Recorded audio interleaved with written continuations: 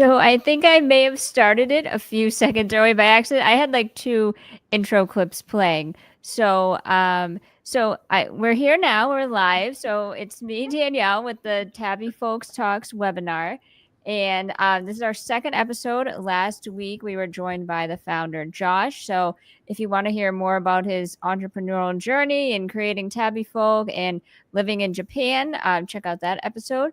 But we're super excited today to have Sharon Newhardt from Morgan's Wonderland. So thanks so much, Sharon, for joining us today. Thanks for having me. It's great to be here. Yeah, so we're excited to learn more about Morgan's Wonderland. I've always really admired their mission. I've never been myself, so we'll be happy to hear more about that.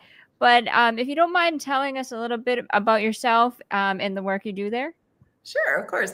Well, my name is Sharon Newhardt, like Danielle said, and I am the Director of Inclusion and Culture for the Morgan's organization. I started my career with the company in the theme park in Morgan's Wonderland itself, and in the entertainment department. That's my background. And then when the opportunity to create a position that was kind of the overseeing department for all of the inclusion and accessibility programs and platforms that we have here in the organization. When that opportunity arose, I was like, yes, me, please. That's awesome. That's awesome. So, um, so can you tell us a little bit about Morgan's Wonderland? Yes, absolutely. So Morgan's Wonderland is in San Antonio, Texas. We've been about to go into our 15th season. We've been open since 2010. And Morgan's Wonderland is the first, and so far it's the world's only ultra accessible theme park that's open to the public. And it was inspired by our founder, Gordon Hartman, and his family. Gordon was a home builder in his original career. And when he retired from that industry, he and his wife, Maggie, and their daughter, Morgan, who has profound physical and cognitive developmental disabilities. They went on a vacation, and there were some kids playing in a swimming pool, and Morgan wanted to play with the children. And at the time, she was not very verbal and really didn't know how to express herself to the children, what she wanted to do, and try to play with them. And the children didn't know how to respond to her.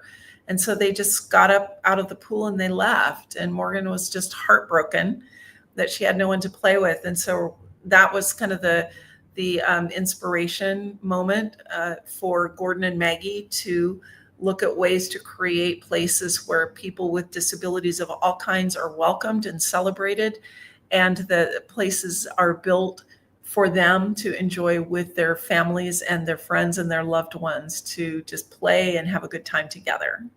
Yeah, that's an amazing story. It really underlines, like being the change that you want to see, Yes. So I love the story behind that. Um, so you mentioned that you had worked like in the parks before. So because I've seen there's like a water park and then there's like a theme park. Is that correct? That's right. There are two parks. Morgan's Wonderland is the original, the dry park, we call it. It has rides and attractions similar to what you would see in a regular amusement park, except that everything in our park is designed first and foremost with individuals of all different types of disabilities in mind. So where ADA compliance says, you have to have a certain number of doorways that are wide enough for wheelchairs to go through, we go way above and beyond that. All of our rides, for example, are roll-on wheelchair accessible with the exception of our zip line. But everything else is you can stay in your wheelchair, for example, to ride all of our attractions and experience all of them. We try to emphasize inclusion so that everyone can play together. So it's not just a park for individuals with disabilities, it's a park for everyone to come and enjoy together. Then we have our water park, which is called Morgan's Inspiration Island. It opened in 2017 because it gets hot here in Texas. And we realized we needed to add some water. So we opened Morgan's Inspiration Island. It has different types of splash pads So one of them, for example, has warmer water than the others. Some of them have big dump buckets for the folks who are thrill seekers. Other ones have the smaller dump buckets or none at all. And then we have a boat ride that is also a wheelchair roll-on accessible attraction as well. That's awesome. And yeah, being in Boston now, the idea of it being warm is like a distant memory, but that sounds great. Yeah, it's 80 degrees today down here. Oh, geez, that sounds perfect. So speaking of the zip line, that the full name is Rocket Skyflight Adventure, right? That's very good. That's right. So that was new this year, is that right? Yes. Okay. So 2024, we had our first major renovation. Since the park opened, we added 4 new attractions, the zip line being one of them. It's a huge favorite. We also added 2 accessible barges. We have a beautiful lake, and we had never utilized that space as an attraction. So we have 2 barges now. We can take you on a little lake cruise. Then we added something called Jet's Wonder Bikes, which is a flying circular type of, think like Dumbo at Disneyland, where it goes in a circle and then the arms go up and down. But they're 2 of the platforms are wheelchair accessible, roll-on accessible. Other ones have different types of actuators on them. So if you want to make your arm go up and down and you have ability to pedal like a bicycle, you can do that. Or we also have ones that have little cranks. So if you have mobility in your arms, we have ones that have wider grips on them. So individuals that can't make a tight fist can still actuate them and make the ride go up and down.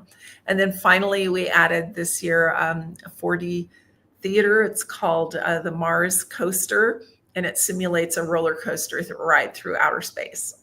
Oh wow, that sounds awesome. I love 4D attractions, but that's amazing how so much thought was put into accommodating different types of disabilities, and it kind of shows just how much is possible when people like put their mind to centering accessibility and inclusion.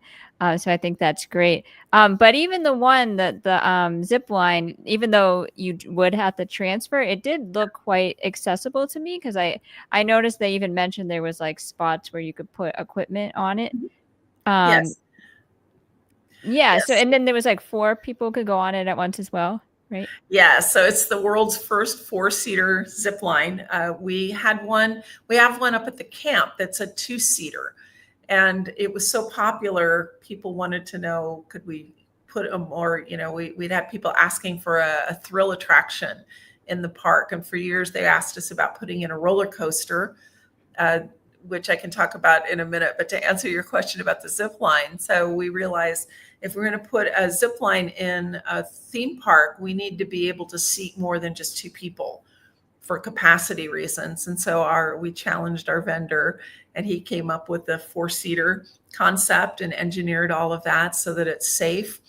And it does have spaces in it for, there's a container where if you have a small oxygen tank and you need to stay on that during the ride, you can stow that in the container that's right behind the seat, so you can still ride. We also have a 5-point harness. So individuals that might have issues with trunk control, for example, they're going to be secured and nice and tight inside of that harness for their ride. We also have a space, just a kind of a box for someone who might need, for example, to put a colostomy bag or some other type of equipment that is not easily transferable. It can go inside the box. And then we also built a ramp that goes up to the loading platform. So originally our zip lines up at the camp don't have that because we have camp staff and individuals that come with our campers that usually bring caregivers and other individuals who can assist them in the transfer. So we didn't build a ramp. We realized we need to have something at the theme park so that people can roll up to it. So you do need to transfer to get into the actual seat, but you can get all the way up to the loading area without having to transfer out of your wheelchair. Okay, yeah, great. It definitely sounds like as much thought was put in as possible, when and like transferring would be the only thing it Yeah. seems, which is great. And then yeah, I had never seen like a multi-seater zip line before, so I thought that looked really fun. And like you said, it looked really secure too, because I've never zip lined, but I've always like kind of wanted to, but like there was none of that like holding on above either, because I was Yeah. always like, yeah, I couldn't do that part. So yeah, that one looked really fun. But you mentioned something about a roller coaster. I Yes. don't know if you want to dive into that more. Sure. So over the years, we had a lot of guest feedback and loved the park, but when are you going to put in a roller coaster? And we looked into doing that for several years, and there really was no way to, roller coasters have a lot of the physics, the math geeks and science geeks out there. You know that roller coasters are just a master class in physics. There's a lot that goes into making them work properly and also be safe, and also keep individuals not just inside the ride, but if you have many g forces, it can make people dizzy, it can cause them to pass out. So a lot of different considerations with the traditional roller coaster, and we realized there was just no way to create an ultra accessible traditional roller coaster. There were just too many issues, too many health prohibitions. If you've been to a traditional theme park, you go up to the roller coaster and there's a big old sign there that says, do not ride this ride if, and then there's a laundry list of reasons why, you may not be able to ride. And so we realized we really couldn't put a traditional roller coaster in Morgan's Wonderland, but we wanted to have that experience. We had so many people who were asking for it. And so one of our vendors said, hey, we make 4D theater experiences. We can create a film that looks just like a roller coaster. It's going to feel like a roller coaster. The seats are going to move like a roller coaster. We can put all the different kinds of effects that, you have in a 4D theater, lots of different things. We could do that for you and create a roller coaster that way. So I thought, all right, that's a good idea. What about the wheelchairs? So, well, there's always a spot on the floor for the wheelchairs. And we said, no, that's not how we do things here. If we're going to have this, people who come on to the ride, who stay in their wheelchairs, they need to have the exact same experience as the people sitting in the theater seats. So our vendor said, all right, challenge accepted. And they created the world's first 4D theater that has wheelchair platforms that mimic all of the movements and the effects that all of the other seats do. They were absolutely wonderful. Shout out to Simex iWorks. They were absolutely wonderful coming in and working with us. They were excited to create this and to be the company that innovated this wonderful advancement. And they also worked with us on things like, well, we need to have captions or no captions. We need to have audio descriptors for our guests who are low vision impaired, or blind.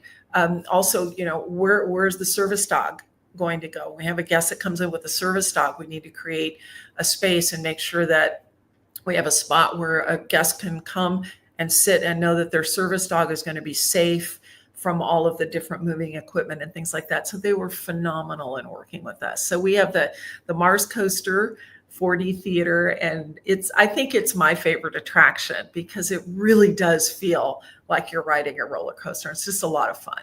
That's awesome. Yeah, I was going to ask you what your favorite was, but yeah, no, that one sounds amazing, and I love how it's not separate, because so often I think, just speaking as a disabled person, I'm like, I'll even be glad if it's like not even as good, but they considered, disabled people. So it's like, because I feel like we're kind of conditioned by society to be told to be grateful for everything. So to have a place that's like, no, it has to, be the exact same. I love that approach, and how like Morgan's isn't willing to compromise on that. So I think that's amazing. I don't know if you can say, but are there any other attractions in development or being thought about? There's a new attraction for 2025 in development as we speak, and we're in discussion about the next couple of years, whether there might be some more. So stay tuned. Okay, very exciting. That's awesome. I love that because it's a lot of people who are like theme park, enthusiasts love like keeping track of the news, and that's Oh, kind of yes. how you stay hooked. So I'll definitely be watching. So I definitely Yeah. think everyone else should as well. One thing I also saw that was up and coming was Morgan's Hotel, and it was interesting to me because I saw that the ultra accommodating like descriptor of it was actually like trademarked. So I was like, Yeah. oh wow, that's interesting. And it like with what I just saw that in the release about it was that they were going to go beyond ADA requirements to provide a thoughtful stay for all types of visitors. So I know developments are still underway, but is there anything you can tell us about the process about this or anything really? Yes. There you go. I'm back. Are you back? Yep, yep, I can hear you. Yeah, Okay, I don't good. know if you heard me, but I was Okay. asking about Morgan's Hotel. Yes, I heard the lead in, so Okay. but I didn't hear the actual question. Okay, so yeah, so I actually kind of was describing it a bit. So basically my only question was like what can you tell us about like the development of it or Yeah. how the process is going? Yeah.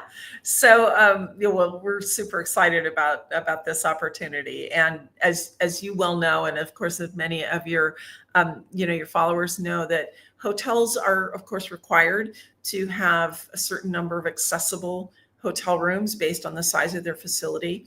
But what they're not required to do is have a deaf accessible room and a mobility accessible room. A blind, visually impaired accessible room, a sensory accessible room. And so those are all very different needs.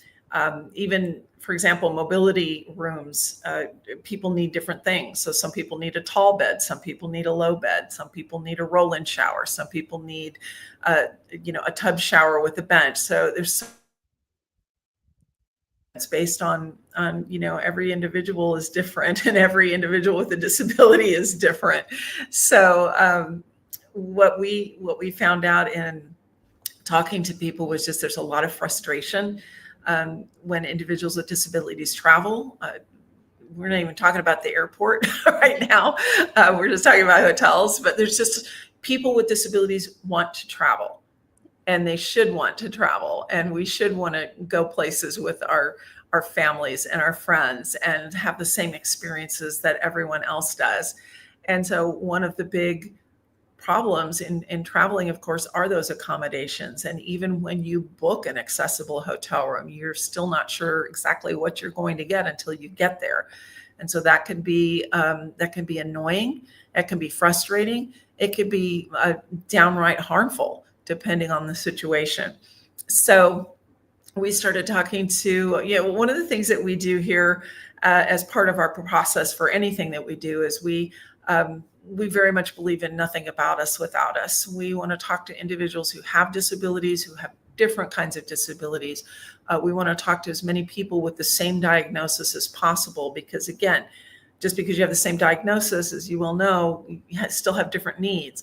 So we try to talk to as many different people as possible, from individuals with disabilities, their family members, from clinical professionals, doctors, nurses, therapists, different individuals who work with advocacy groups for different types of disabilities. And then, of course, we talk to the family members who might be caregivers.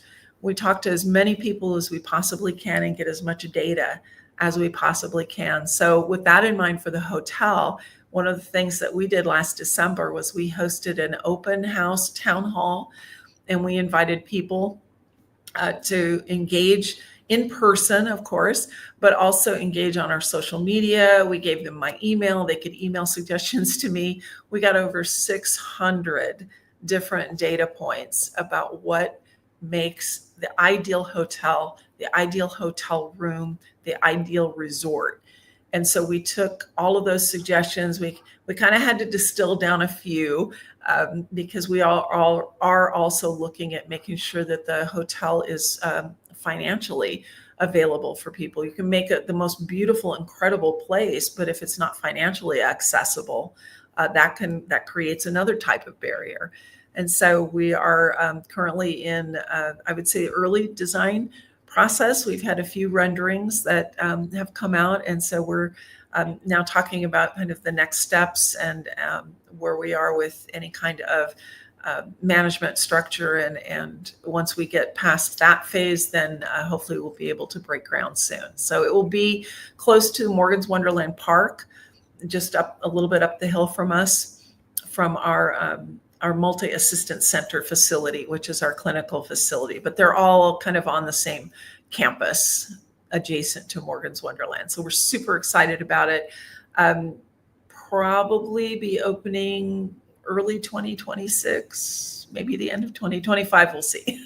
Okay, wow, yeah, that's earlier than I may have thought, for a whole hotel. We'll see. Yeah, We yeah. might need to push that back a little bit, but Yeah, yeah, yeah, we'll stay tuned either way, but no, absolutely. yeah, I think that's amazing, and that you were also thorough about collecting the data because the data that's like out there available online is strong. So like just the amount of money disabled people are already spending, like it's like $60 billion, and that's with Yes. like really bad service. Like I've even seen like over 50% of the time the accessible room in some way is not what was expected, like at least one feature. So yeah, so like it's pretty bad, like standard wise, and like as we say, like the ADA is the floor, not the ceiling, but a lot Right. of times like the ADA isn't even followed by hotels, like, and it's just they are, like you said, like there's a significant cost to them,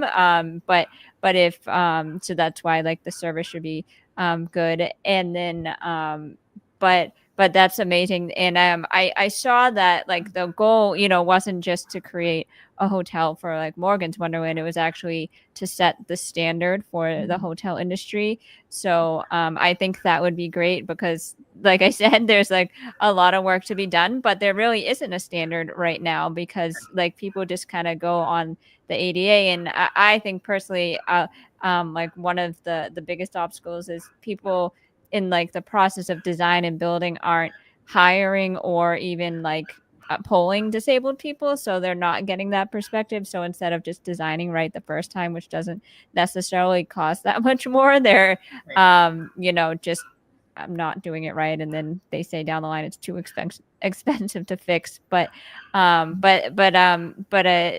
that sounds really exciting, and I really will be waiting to read more about that, and I hope it leads to some positive changes. Because yeah, if we can get the hotels, then there's been some slight progress on planes, then we'll be doing good. Yeah.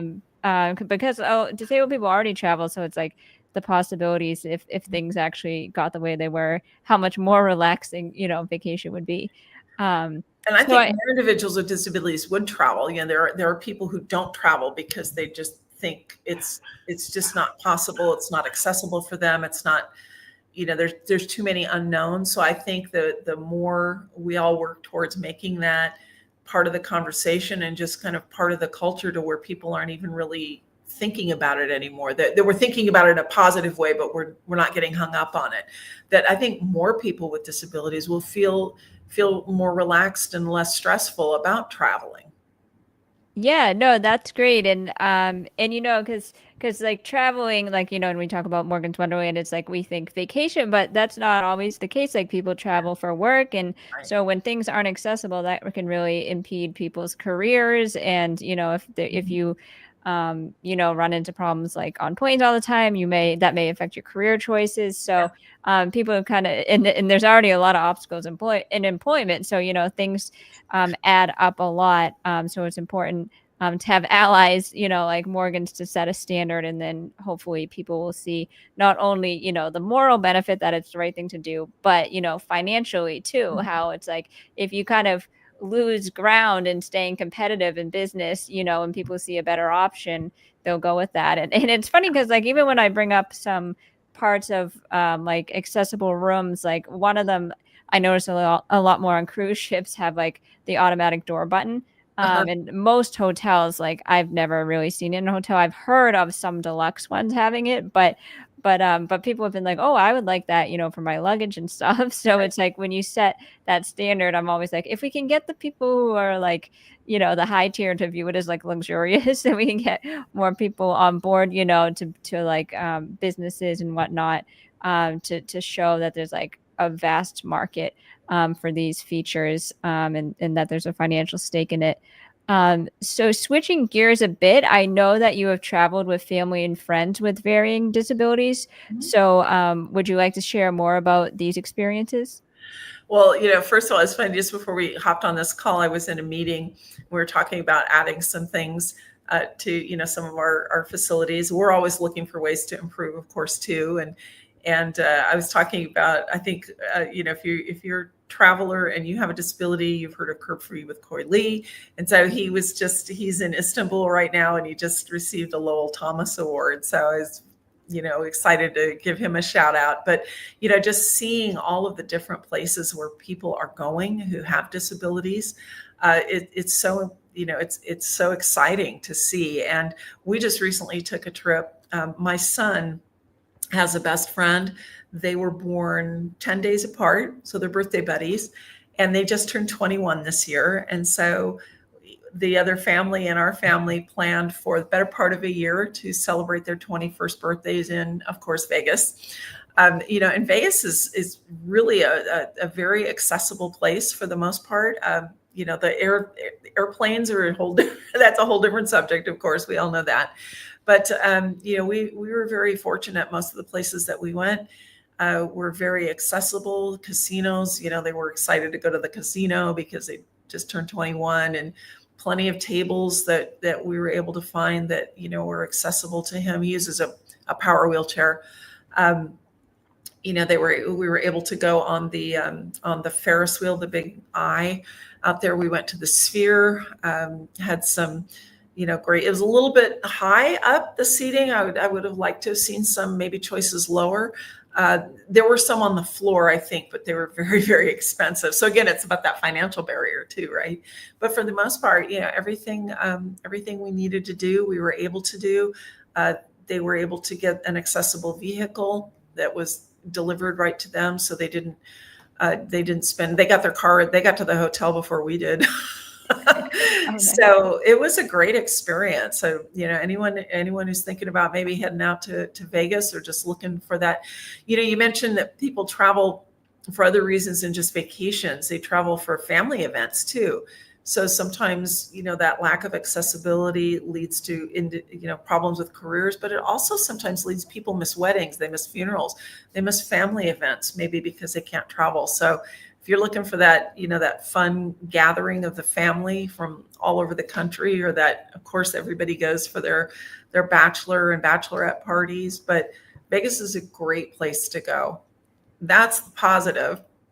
The flip side is just, a lot of times accessibility is about the built environment, but sometimes it's about the culture and the attitudes and the training of the people who are providing services, particularly for individuals with hidden disabilities, that can really come into play. And so we were at this is one of the things that kind of spurred me into this direction in my career. Was we were at a theater, and our son's friend has a battery pack on his wheelchair, and of course it glows, and it runs his trach, which of course he needs to breathe. And so we were in the back of the theater, again, with this, the seats were towards the back. And we were approached by an usher in the middle of the show and said, we need you to turn that off because the light is distracting. Well, we were in the back row, so we thought, who's it distracting? And she was very adamant that we had to turn it off. And, the family was explaining, this is how he breathed.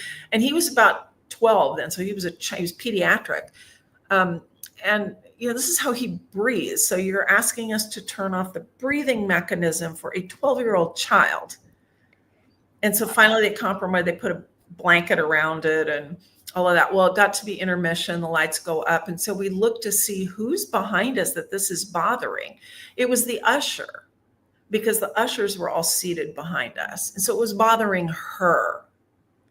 Oh, So someone who's working there, she was a volunteer, so she's getting to see, this was a $200 a ticket show. She's getting to see the show for free because they volunteer there. And it just made me so mad. yeah, no, that's So mad. terrible. Yeah, and it's like these stories, it's like you can't make them up because they like one is like worse than the next, but then at the same time, like if you're familiar with disability, you're not surprised either Right. because it's like it's just kind of like I always think like, disability can like really it's like a truth teller. Like it really reveals like the truth about people and like their perspectives and or lack thereof. Yeah. But yeah, so it's like one and it's like any experience can be different where you go, like, a theater should be pretty straightforward, to accommodate, but then it can just take one person to put a damper on it. So I that's yeah, and it's like no, like why bother volunteer at that point? Just Yeah, you yeah. Now, know, the happy ending to that story is that the a few years later they did get some training and not through our organization but through another good organization, and so that's improved. But oh my goodness, Yeah, no, that's great because like you would think like grown adults wouldn't need training, but they really do and that's kind yeah, of like a lot of work, not to self-promote, but like I do, because it's like, the way society projects like disability or the lessons they teach, it really needs to be rewritten by disabled people, and people need to listen to that, because a lot of things are told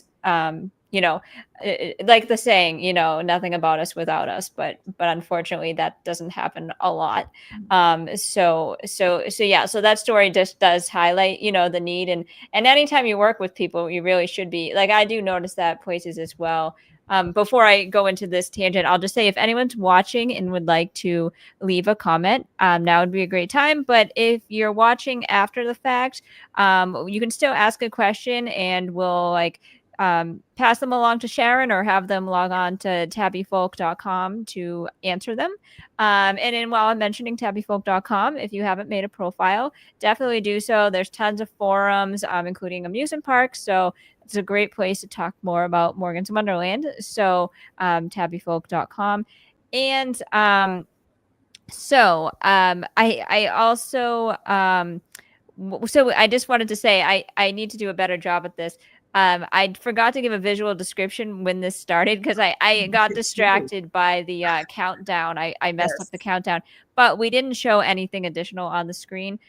So it was just Sharon and I talking, and I'm a white woman with brown hair wearing a gray shirt. And then Sharon, I'll just have you give a descriptor. And I am a white woman. I have dark hair that is worn in an updo. I'm wearing glasses and I'm wearing a multicolored black and brown shirt. Yeah, very nice for the Thanksgiving season. I like it. And but yeah. So just going back a bit, yeah, when you mentioned Corey Lee, we're actually having Kayla who travels with him Yeah. on after the holidays. So that will be great. And I always say because people will be like, "Oh, you're a travel vlogger," and I'm like. I kind of like consider Corey Lee a travel vlogger because he actually goes like super adventurous places. I'm more of like a vacation vlogger, like I don't go to Antarctica and things like that. I know he's definitely been some places I haven't been to. Yeah, no, I'll go vicariously because I already was complaining about the cold at the top of the episode. So yeah, no, Vegas sounds great. I've never been myself, but I'm glad to hear that it's accessible. And yeah, no, that sounds like a great place for family reunion to mix things up too.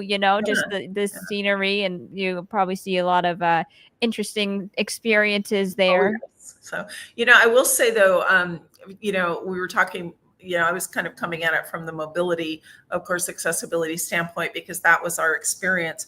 It can be challenging for individuals with sensory sensitivities.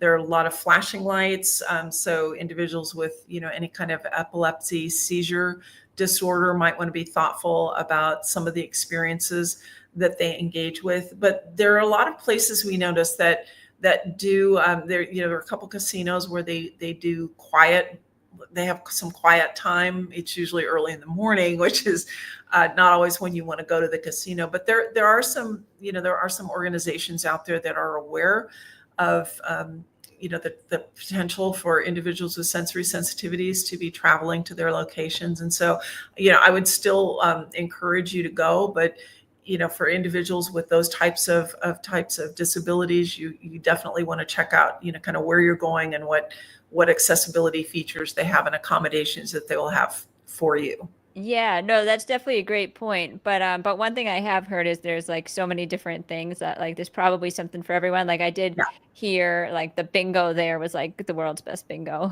So I don't know if you did that, but that's what I've heard. We did not, but we did go to Area 15, which was a lot of fun. And I would say mostly accessible. There were a couple things. There was a zip line in there, for example, that, they did not ride because it was not accessible. So, but almost everything in there. We went to Meow Wolf. They were, I'd say 90% accessible. There's a couple little nooks and crannies where a wheelchair wouldn't fit. But those were kind of the side things. The main story and the main activities and the main experience, individuals could definitely experience there. Again, might want to be thoughtful. Sensory sensitivity, is a lot going on in there, but they're very accommodating. So just reach out to them and talk to them. The Meow Wolf teams that at least so far I've talked with have been very, very interested in making their spaces as accommodating as possible. Yeah, that's great to hear. So just to wrap it up, I just want to say thanks so much for coming on, and I loved hearing more about Morgan's Wonderland, and I think it's such an exciting place, and I love to see how it's growing, and I really want more people to know about it, not just disabled people because it's a great place for them to visit, but all people from like every industry. I feel like engineers could be inspired by like the innovations there, and designers. So I really want more people to know about it, to know what's possible, and to think about centering accessibility in their design and creation of experiences, because I think it's it's an opportunity for innovation should be seen as a good thing. So I think this is like Morgan's Wonderland is a great example of that. So I thank you for providing such great descriptions of it. And is there anything else you'd like to add before we go? Oh my gosh. Well, first of all, thank you so much for having me. It's been a delight just working with you leading up to this and chatting with you now, and look forward to doing more of that in the future. And, you mentioned inspiration for engineers and designers. We also, we get a lot of requests for people to come look at our facilities, or they ask us, do we do consulting? And the answer is yes, we do. That's my team does that. And so anybody who's interested in that can reach out to me. But we do trainings, we do consulting. We've been working with a couple airports. So we'll get the terminals in shape, the airlines. That's a different subject. But, and I know there's some airlines that are working hard on that as well. And they want to make air travel more accessible. So we do that as well. And we're always eager to talk accessibility and inclusion with anybody that wants to talk with us. Wow, that's amazing. I love to hear that. And then it got me thinking, oh, I wonder if they did Logan Airport, because the last time I went, I noticed a room that was like a sensory room. Yeah. We did not, but good for them. Oh, okay. Yeah. So yeah, they but yeah, so I'm just glad at least a few people are doing it, just because it should be like everywhere. So I think that's great. And I hope people do reach out to you, because, knowledge is power. So I think that's amazing. And the more we collaborate, the more change we can make happen. So thank you again for coming on. And yes, I hope we talk to you more soon. And again, if you have any questions for Sharon about Morgan's Wonderland, you can go on to tabifolk.com and put them on a forum or comment wherever you're seeing this, whether it's on Facebook, LinkedIn, or YouTube, and we will try to get those answered. So thank you everyone for watching, and I hope you all have a great night. Thank you. Thanks for having me. Goodbye, everybody. Bye.